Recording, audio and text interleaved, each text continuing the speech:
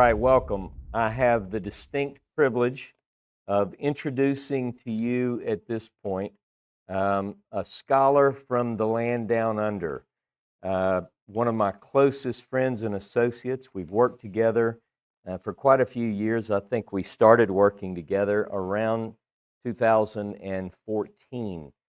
Jono was at the time a very popular radio host of a Truth to You. Many of you have heard of this, Truth to You. In fact, I remember one time James and I were on a tour in Israel, and Jono ended up with us on that tour, and some people in this room walked right past us and said, "Jono, Vandor, are you?" It wasn't even his tour, and they were so thrilled. Right, Glenn and Belinda? Anyway, but let me read you just a couple of points. I was disappointed as well. Jono Vandor was raised in Sydney, New South Wales, Australia. His website, truth2you.org, is largely a reflection of his own personal journey from Christianity. Jono had already obtained a Bachelor of Theology. Imagine this. And then you say, well, now that my faith has evolved, and what do I do with it, right? But anyway, he moved from that foundational theological standpoint to embrace, I guess you could say, Karaite Judaism, because he's a man of the text, very rooted in the biblical text. And then more recently, and this is the part that I love, his fascination with the Moses Scroll. Jono currently lives in the city of Geelong, Victoria, and for almost a decade, he's worked together with me, ranging from numerous shows on Truth to You to radio show Israel on My Mind for Israel News Talk Radio, to the ever-popular Tanakh tours in Israel and Jordan. Over the last 4 years, we've worked together almost exclusively on the Moses Scroll. I want to say one more thing, and then I'm going to bring our speaker in. You know, several times I've told Jono, I said, Jono, you're such a talent. You have so many people you could do shows with, you know, all these brilliant rabbis but he said, I love you, Ross, and you are the only person I ever want to work with. He didn't actually word it like that, but you get the point. So, ladies and gentlemen, welcome Jono Vandor.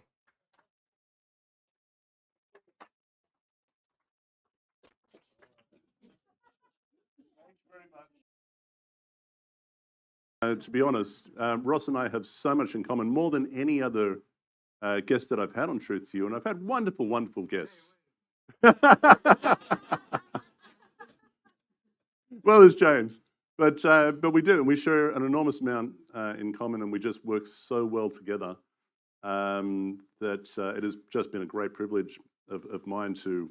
I think the first time that we recorded together might have been 2013.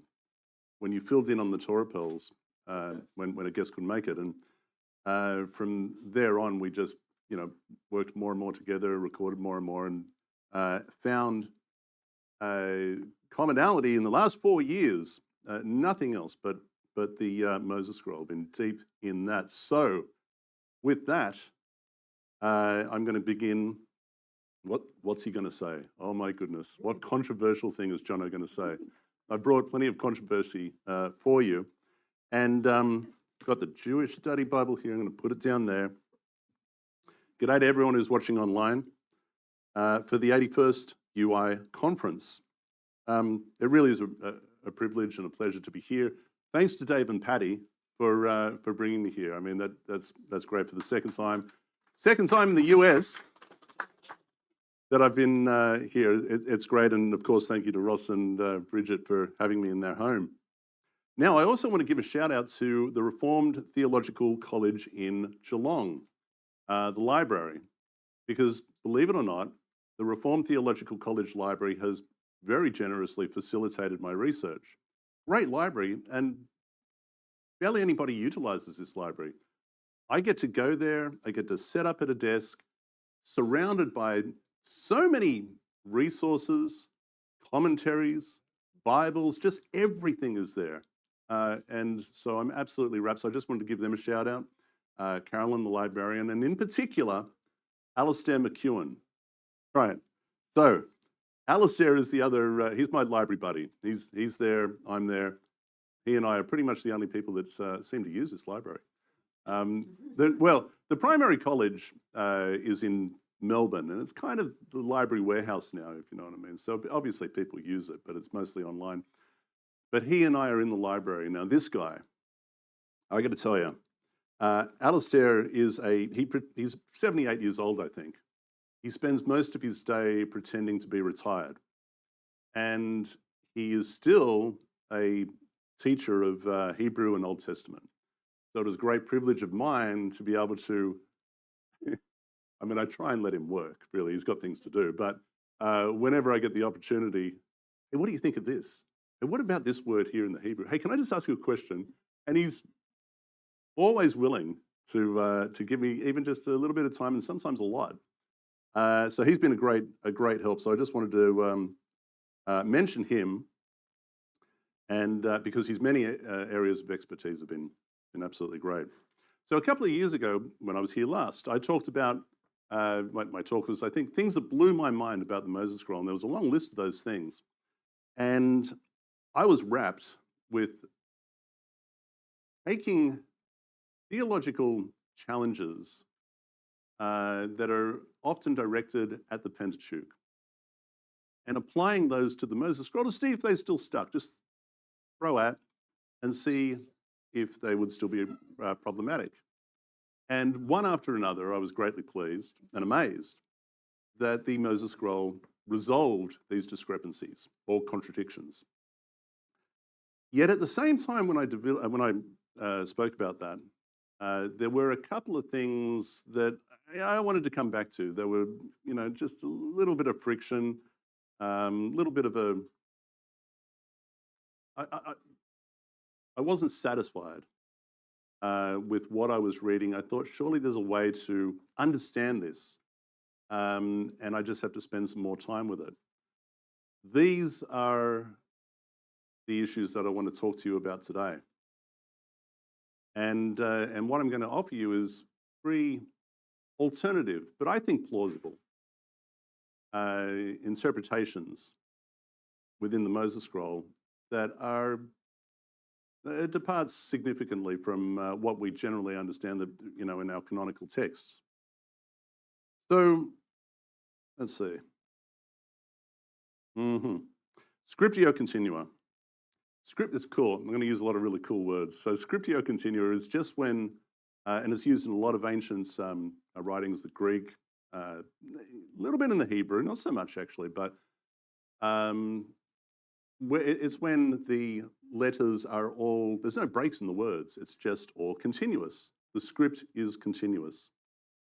And scriptio continua makes it a little bit harder to understand or to not translate, but to interpret, because you have to know where to divide the words, you have to know how it was delivered, who it was speaking to. Is someone quoting here, this, that, and the other? The Moses Scroll, for the most part, is written this way.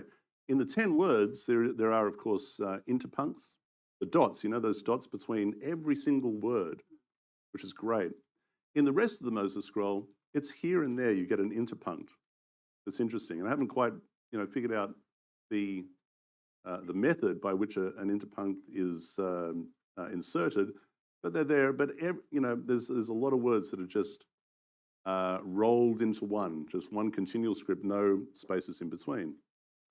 So I was reading an interesting article on that by what was entitled Reported Speech in the Transition from Orality to Literacy by Associate Professor Imar Mayer of the University of Groningen. The Mayer says, and I quote, "A well-known metaphor is that the ancients' reading of Scriptio Continua was like a conductor's reading of a musical score," love that, "in a performance studied, rehearsed, and mostly memorized in advance." I thought that's great because to me, it added a weightier purpose to the prelude of the 10 words in the Moses Scroll, which you would be very familiar with. It reads, "And these words which I am commanding you today shall be upon your heart and taught incisively to your children. And you shall speak of them when you sit down in your house and as you walk along the way, and when you lie down and when you rise. So Alan R. Millard wrote another article entitled, Were Words Separated in the Ancient Hebrew Writing? He goes into some detail here, and it's very interesting. But in there, and I just want to quote him, he says, the best example is Amos chapter 6, verse 12, which reads in the Hebrew text, do horses run upon rocks? Does one plow with oxen? The Hebrew word oxen is bakarim, but the singular, bakar, can also be used as the plural. If this is done, then the letters at the end, yod, mem, can be read as a separate word, namely C, that would be yam. By taking the last two letters as a separate word, C, one obtains the sense, oxen, the sea. As the text stands, the first line asks a question to which the expected answer is no. In the second line, read as, does one plow with oxen? Well, the expected answer is yes. Yet the sense of the verse as a whole, and I want you to remember that, he says the sense of the verse as a whole expects negative answers to both questions. By separating bakarim into two words, the verse is properly rendered, he says, do horses run upon rocks? Does one plow the sea with oxen?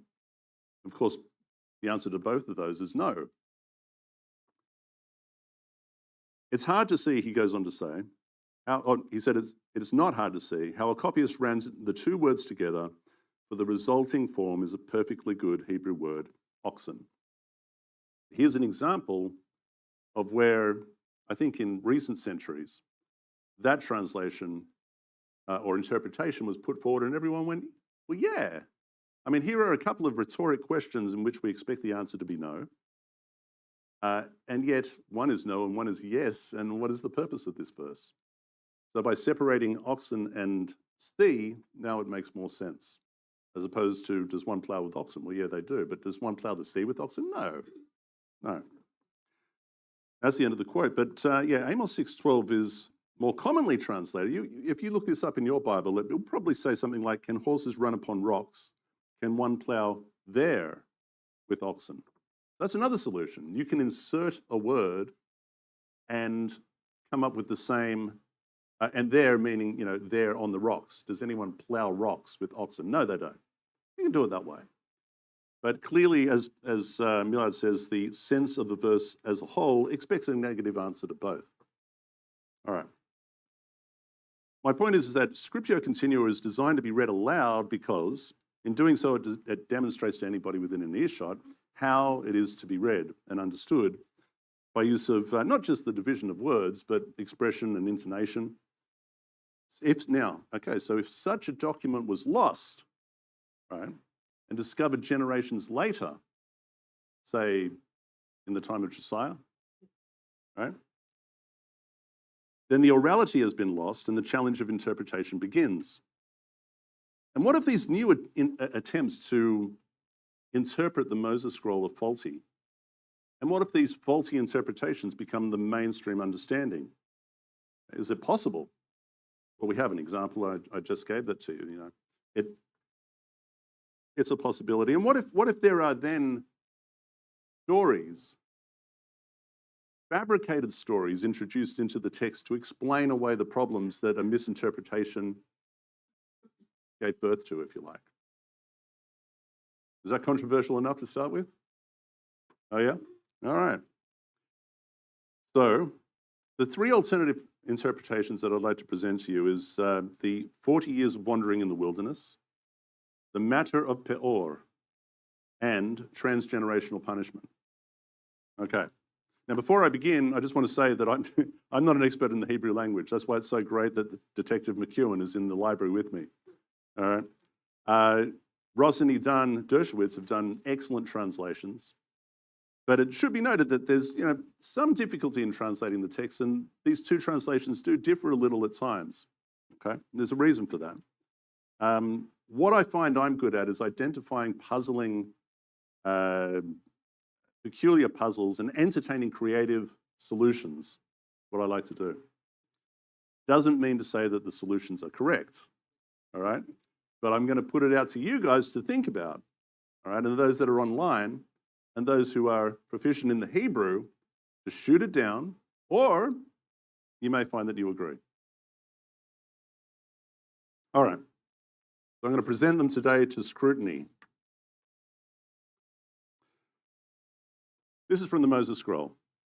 And Elohim was angered, and he swore, saying, as I live, surely all the people that have seen my signs and my wonders, that I did these 10 times, and I talked about that in the first presentation a couple of years ago.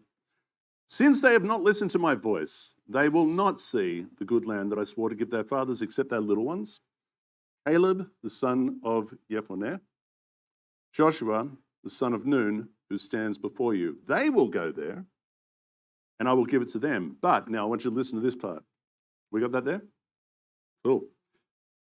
But you turn for yourselves and set out to the wilderness, toward the wilderness in the direction of the Sea of Reeds, until the entire generation of the men of the rebellion have completely died off from the midst of the camp. Stop.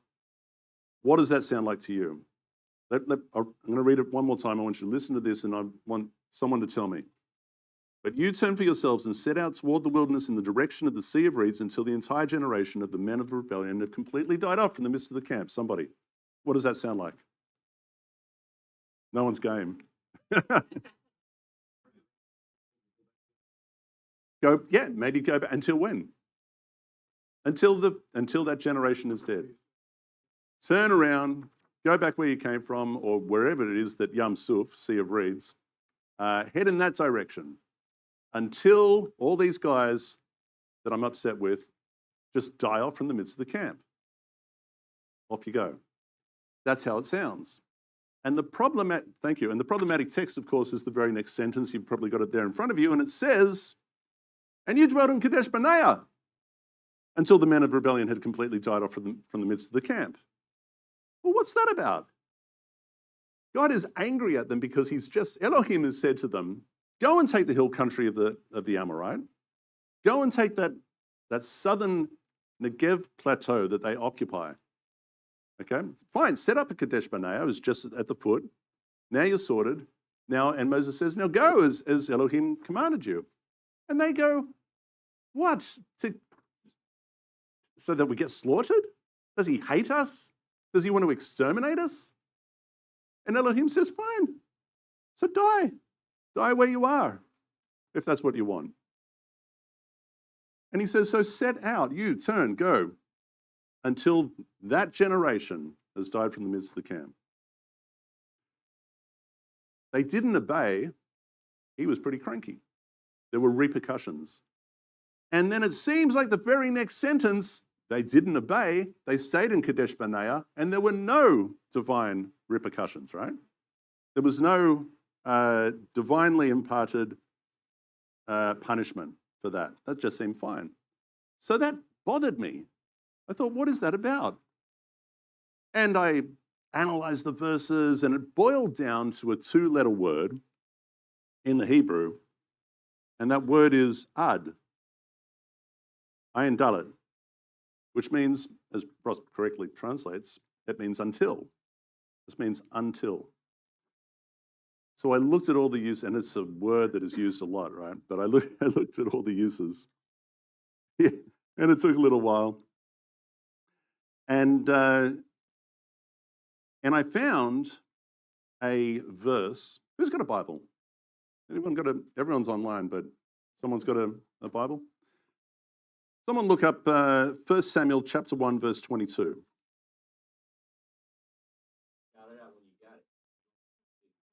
Oh, okay. Is there a prize? 1 Samuel chapter 1, verse 22. That's the one. Go for it. But Hannah did not go up, for she said to her husband, when the child is weaned, then I shall take him. He shall appear before Yah and remain forever there. That is great. That's great. Thank you very much. When the child is weaned. The word is when the child is weaned. But actually, have you got a different word? It's the same? What do you got? Mm-hmm.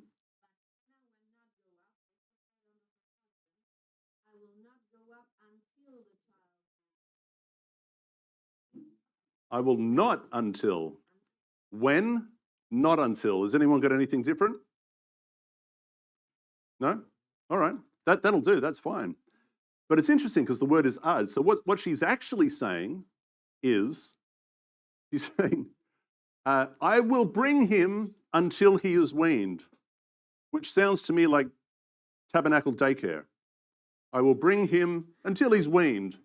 And then, but the sense of the verse as a whole demands that a word is inserted. So I said to Detective McEwen, what's with this? What is this about? Is this a legitimate usage of the word? Can I do this here as well? And he said to me immediately, he said, oh, well, yeah, no, of course, this is called an elliptical construct. Oh, cool.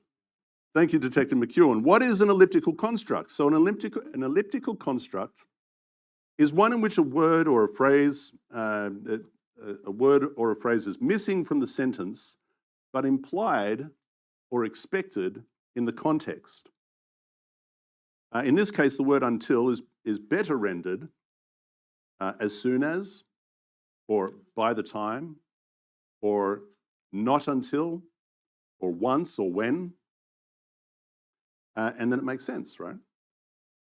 Then he showed me another example. Who's got, give me Judges chapter 16, verse 1 and 2. Judges chapter 16, verse 1 and 2.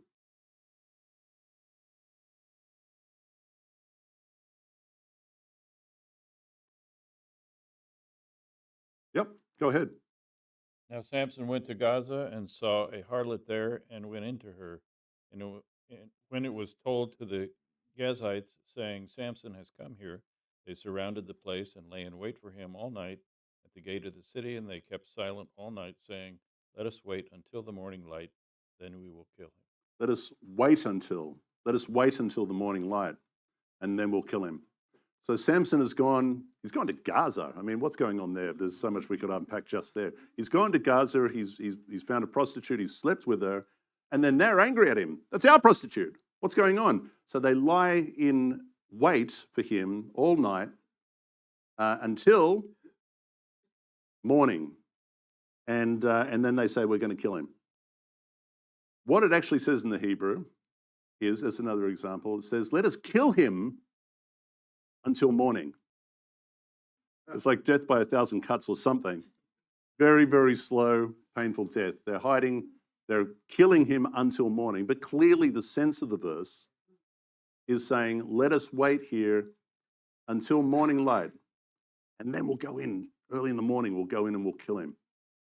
And of course, then what does he do? He gets up and he rips off the gates and off to Hebron or some such. But that's another example of an elliptical construct. If we apply that here, then what it really is saying is, when you turn for yourselves and set out towards the wilderness in the direction of the Sea of Reeds, once, I'm going to use once, or when the entire generation of the men of the rebellion have completely died off from the midst of the camp, and you dwelt in Kadesh Barnea until the men of the rebellion had completely died off from the midst of the camp. Make sense? I think it makes sense. But here's the thing.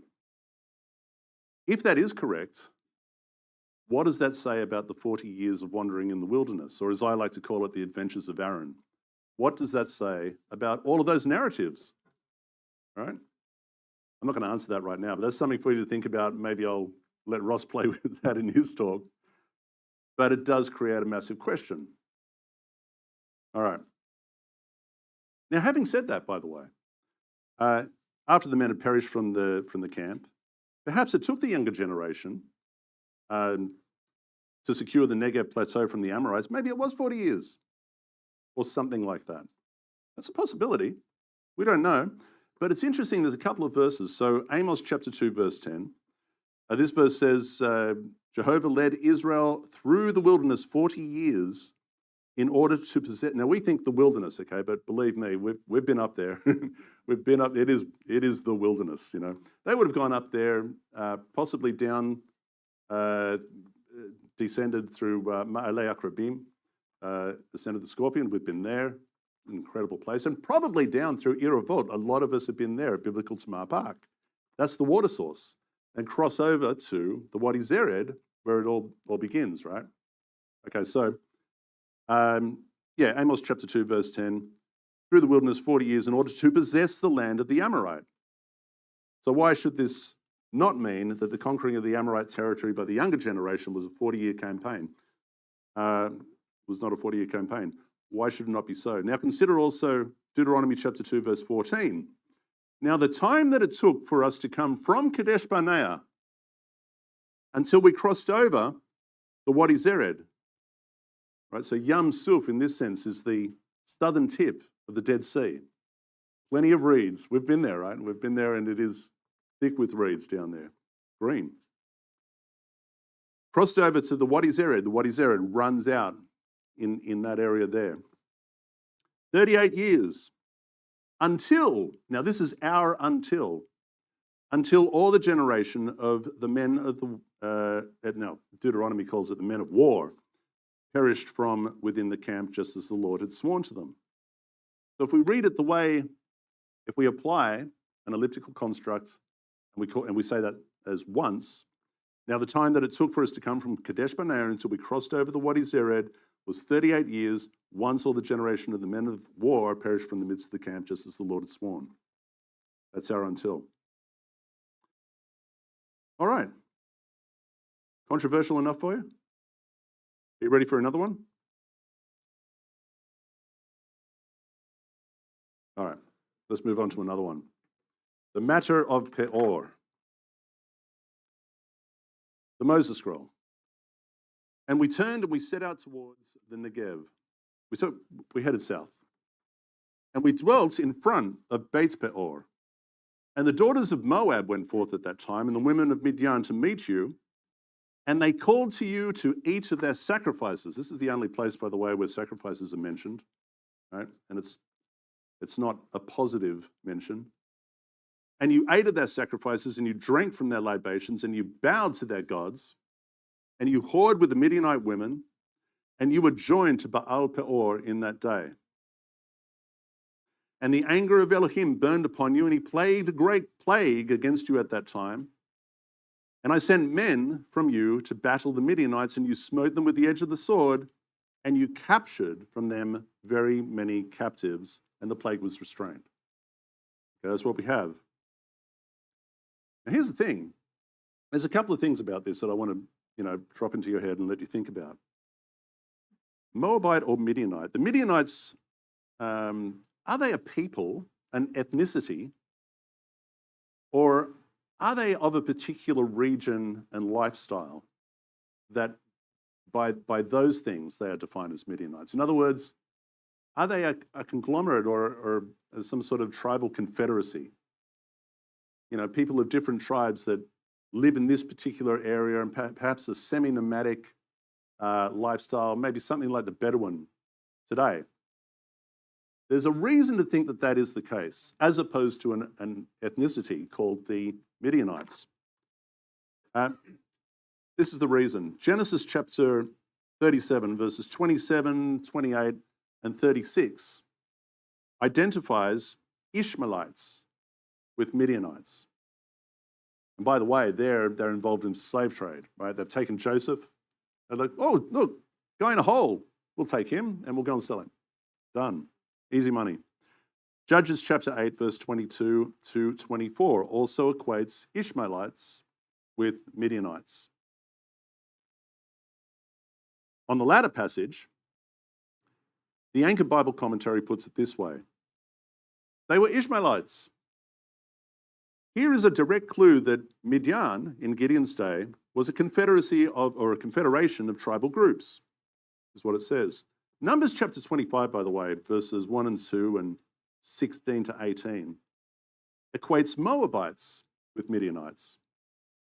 It begins by referring to the daughters of Moab, and then verses later, it refers to them as Midianite women. In verse 17, it seems reasonable to understand that the daughters of Moab and the women of Midian are one and the same. That is, perhaps Moabites who dwell not in the heights beyond to the east, but in the lower region, the arid region, the Arava region recognized as Midian. So consider, for example, we have in Genesis 36, verse 2 uses both of these concepts. Esau took his women from the daughters of Canaan. They're one and the same. So I bounced this idea off Detective McEwen. And he immediately told me, he said, well, if that's the case, well, this would be called a exegetical vav. Well, that's cool. I love it when it's called something cool, and he always just like that. So I said, what is that? So he said, he said, well, that's a vav. Now, we understand a vav in the Hebrew alphabet, consonant, a vowel, when it's used at the beginning of the word, it's often a what? And? Okay. So instead of, we have a word, a three-letter word, and it's used to add in number, add something to the sentence. But he said in this case, an epexegetical vav doesn't serve to add in number, but it uses, it serves to paraphrase or to offer explanation or emphasis to the previous clause, often translated as yea, or that is, or namely, or indeed. I.e.?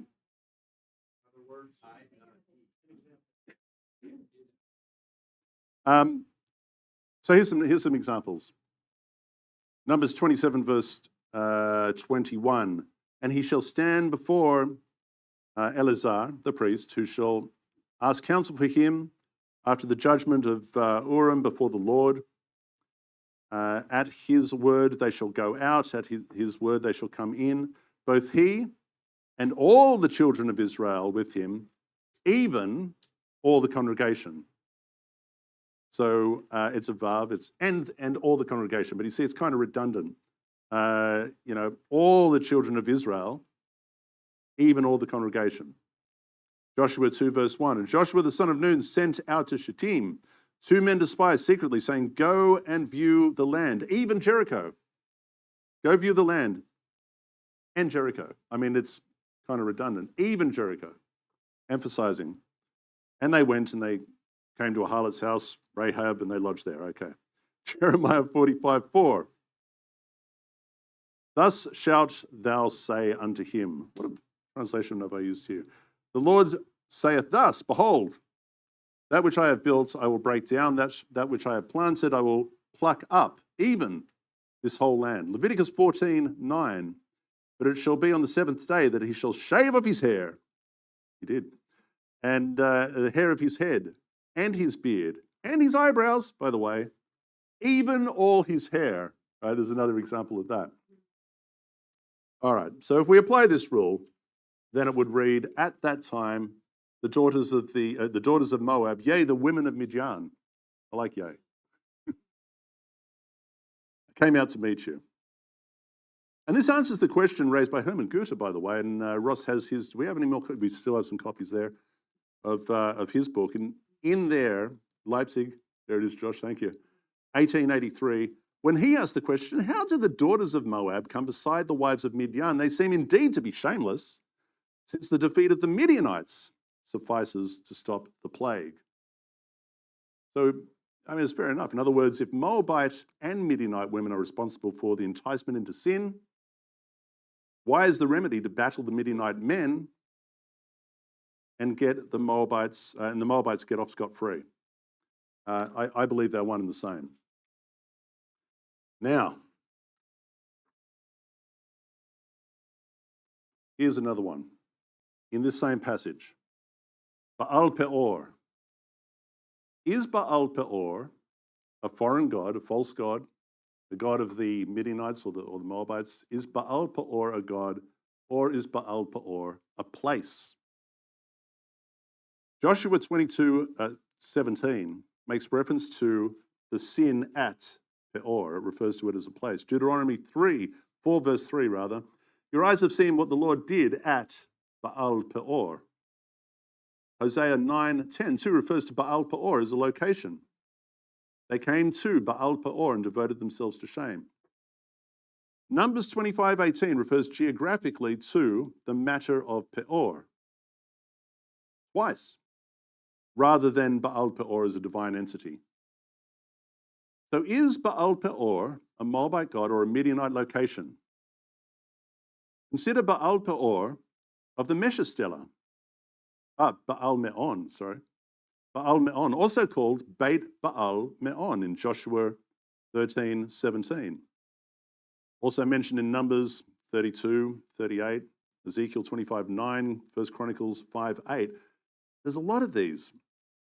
Bamot Baal, Baal Gad, Baalah, Kiryat Baal, Baalat Be'ir, Mount Baal Hermon, Beit Baal Berit, Baal Tamar, Baal Perazim, Baal Judah, Yehuda, Baal Hazor. The list goes on. These are all places. They're all places. Just to name a few. The Anchor Bible, I'm kind of really getting to like the Anchor Bible commentary. Again, Detective McEwen insisted that I use it, and I'm quite rapt with it. It puts it this way. Baal Peor, a place, not a god. Named the house of Baal Peor, it refers to a place sacred to the god. Just who Baal Peor is, the Lord of Peor, it's not altogether clear, but he's simply not to be equated with the great Canaanite Baal. Peor, most likely, is just a place name, and it references Joshua 22, verse 17. But there may well be an etymological meaning as well. Now, if Baal Peor is a Midianite location, then what does the Moses scroll mean when it says that they were joined to it? Right? If it is a physical location, then were the wayward Israelites physically restrained? If they were enticed into a trap, beguiled, as number 25 puts it, and were they deceptively seduced into a trap? Right? The root of the word, translated as beguiled in Numbers 25:18, is, what's that? Nakal? Nakal. This is only used 4 times in the Tanakh. Genesis 37, verse 18 is one such example, and it says, and this is the brothers, looking at Joseph approaching. When they, the brothers, saw him, Joseph, from a distance, and before he came close to them, they plotted or they conspired against him to put him to death. Plotted or conspired, that's the word that we're looking at. Numbers 25, verse 18 also asserts the Midianites conspired or plotted to entrap Israelite men. But they have been hostile to you with their tricks with which they have deceived you or beguiled you. I like beguiled. Beguiled's good because it suggests, the word is, deceived or tricked you or defrauded you. But it adds a seduced you into a trick. Beguiled, it's a good word. And what exactly was the trick? So the root word for hostile, zara, means to get this, to bind or to tie up, right? For example, in Exodus 12:34, so the people took their dough before it was leavened with their kneading bowls, bound up, there's our word, bound up, in their clothes on their shoulders. Joshua 9:4 uses this word. They did work craftily, and they went and they made as if they had been ambassadors, and they took old sacks with their donkeys and wine bottles, old and rent and bound up. So like torn, but bound up, repaired. This conveys the hostile or vexatious intention of an enemy to attack, to bind up or subdue a people. In this case, by the way, so in this case, it's in the present tense. When Moses says this, or Numbers records Moses saying this in Numbers 25, he says, most translations say they have been hostile to you, but actually they are hostile to you, is the sense of the word, or they they bind you with their tricks with which they have beguiled you. It's in the present tense. Whatever's going on is going on right now. Okay. Joined. Zamad. Joined. Zamad is the word. Could be interpreted, again, as, in fact, the literal sense of this word is to be yoked or fastened or bound, as if to indicate that they were perhaps physically restrained. Yoked to Baal Peor, for example, this word is used in 2 Samuel 20, verse 8 in a physical sense. Now, Joab was dressed in his military attire, and over it with a belt, with a sword in its sheath, fastened at his waist. Fastened, that's the word that we're looking at. Were they fastened to Baal Peor? In any case, something to think about. Were they physically restrained? And I'll tell you why it's something to think about. Because in the Moses scroll it says, I sent men from you to battle the Midianites. Why? Have you ever thought about that? The daughters of Moab, the women of Midian, they come and seduce the men into idolatry and perhaps even adultery, as Herman Goethe picked up, the wives of Midian. It actually does say the women of the Midianites. And the men voluntarily went and got involved in all of this, partied on, but the remedy is to go and battle the Midianite men? Why? So here's the question. Does the Moses scroll say that they captured Midianite captives post-battle, or does it say that they returned Israelite captives? The Hebrew word in question is shuv, right? Like teshuvah, right? To repent, right? Shuv. It can be interpreted both ways. Take Amos 4:10, for example. It says, I sent a plague among you as in Egypt. I killed your young men with a sword along with your captured horses. Captured is there, Shevi. And I made the stench of your camp rise up in your nostrils, yet you have not returned. And there is the word. And that is Shavtem. Shavtem. Exactly the same Hebrew forms of the word as we have in the Moses scroll. Captured the horses, but you have not returned to me, declares the Lord. So instead of reading, and you captured from them very many captives, it might be translated as saying, and you returned from them many captives. Very different. Do you understand the difference there? Rather than capturing Midianite women or captives and bringing them back, and these are the ones that are the problem in the first place, they're the ones that beguiled the men in the first place. How is this a remedy? Could it say that they returned Israelite captives? So I bounced my theory off to Detective McEwen. And he immediately said, oh, well, that's exactly like Psalm 126, verse 1.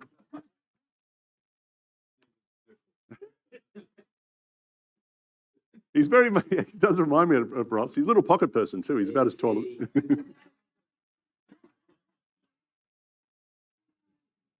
Now, the reason is, and now I would never have picked up on this, he said, yeah, the identical words are there in Amos that I just read to you. He said, they're the identical words, but there's a problem. He said, what you're looking at, right, is a transitive use of the word shuv, whereas this is an intransitive use of the word. So you have not returned to me. When God says you haven't returned to me, he says you haven't turned back to obeying my commands. It's not like, we're off to sea. It's not like we're going anywhere. A transitive use of the word is to take something and return it, like to move a physical object outside of yourself. He said that's what you're after. And he said if you go to Psalm 126, verse 1, it reads, in nearly every single translation, by the way, it reads, when the Lord returned, or when the Lord brought back the captives of Zion, we were like those in a dream. This is a transitive use of the word. And it's a little bit controversial because all of the literal translations, like the Young's literal translation, says it says something like, "In Jehovah's turning back to the captivity of Zion, we have been as dreamers." Yeah. So it's a little bit tricky, but it seems like we have a case, or I have a case, because if the vast majority of translations say when the Lord brought back and when the Lord returned, captives of Zion, we were like those in a dream. All right. Points to Detective McEwen. We can do this. So, you see, if we understand conversely that the Midianite captives were taken post-battle, why is this practice not mentioned in other victorious battles? There's been a lot of battles up until this point, and at no point do we hear about captives being taken as part of the victory that they've won. Oh, we took out the whole army, and then we took a bunch of captives. We don't get that. We only get it here. So I'm suggesting perhaps the Moabite wives of the Midianites seduced Israelite men, got them drunk. They bowed to their gods. They ate of the sacrifices. They drank of their libations. And then in a drunken stupor, they perhaps took them captive and they found themselves bound to Baal Peor, a place. Maybe a little bit like if you have time to look up the temple of, Abu Simbel, Ramses II, massive temple. We hope to go there in February, God willing. And you'll see along the wall a relief of captives that are yoked at the neck in a line. It's maybe something like that. All right. There's a solution that I'm proposing. What is the canonical solution to this problem? Right? So in Numbers 25, it claims that God commanded the Israelites to kill their brothers, to slay the heads of your, quote, slay the heads of your men who are yoked to Baal Peor. As with the story, now I mentioned this in my first presentation a couple of years ago. The story of the Levites being instructed to do the same in the narrative of the golden calf, right? Moses comes down and says, "Who is on the Lord's side?" And all the Levites come over, and so Moses says, "Fine, strap a sword to your side and go and slay 3,000 of your brothers." The problem is, of course, up on Horeb, Elohim has just said to them, "You shall not kill the soul of your brother. I am Elohim." Elohim is not very likely that the very next thing is that he's going to command Israelite men to kill their brothers. This is part of the remedy in Numbers chapter 25. Slay all the heads of your men who are yoked to Baal Peor. It's not surprising that the original document that instructs Israel not to kill one's brother happens to also be the document that doesn't include commandments to kill one's brother. Neither of these instructions were derived from the Moses scroll, and suspiciously, both of these instructions serve to bolster the priestly class.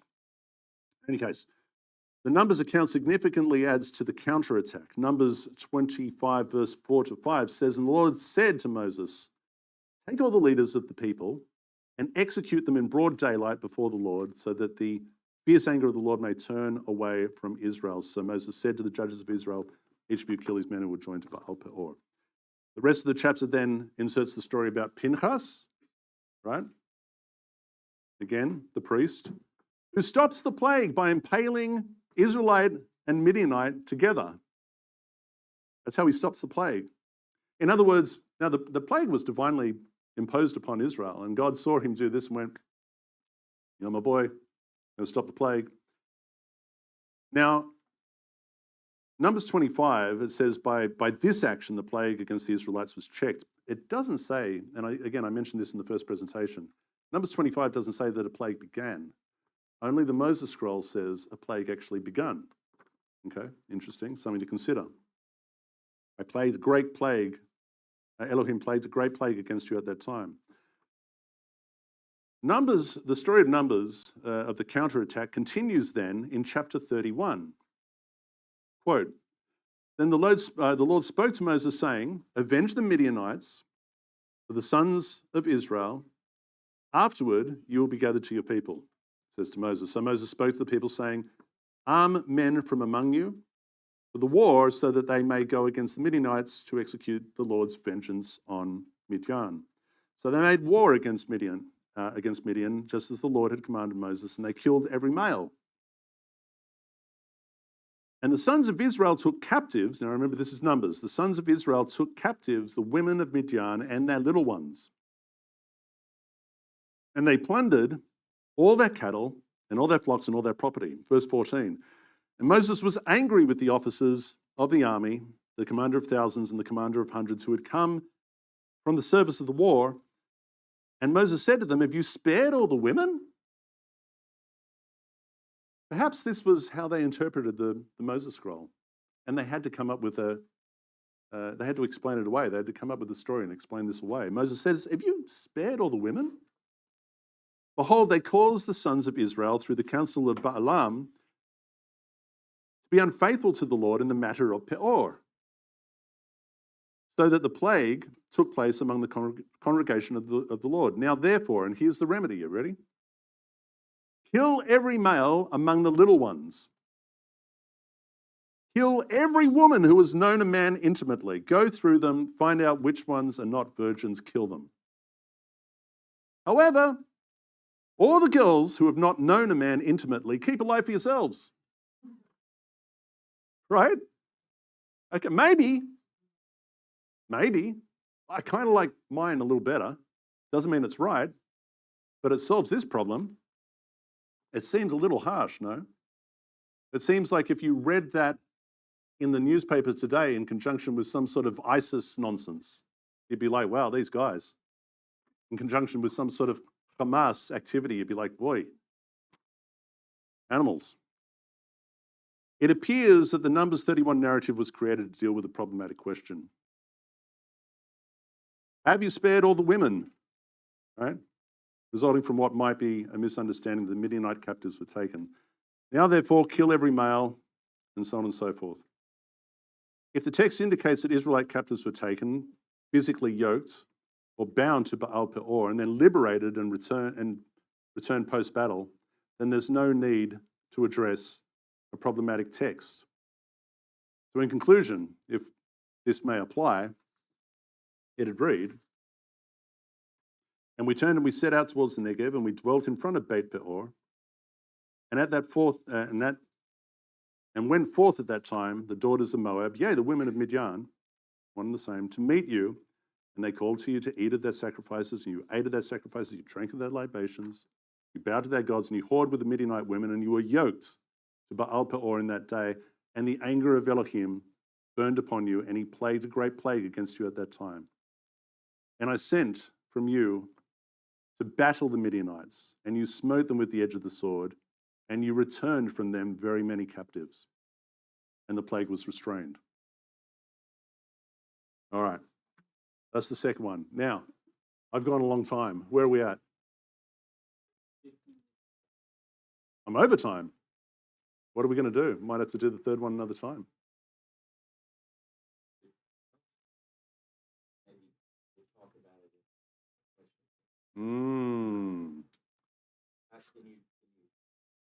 Can I squish it?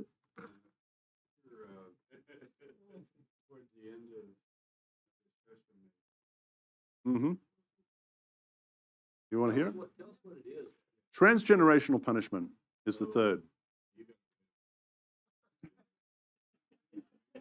There's a little bit in it. We can't rush it. Maybe if you want to stick around, we're going to have some Q&A afterward, and maybe we can find time to deliver this one. There you go. Because this is a big deal. Yes.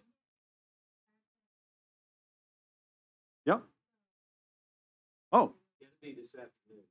Done. All right. So with that, I'm going to conclude. We're going to get to the third one later in the day. Thank you for your time. Before I go, are there any questions regarding the two that I addressed?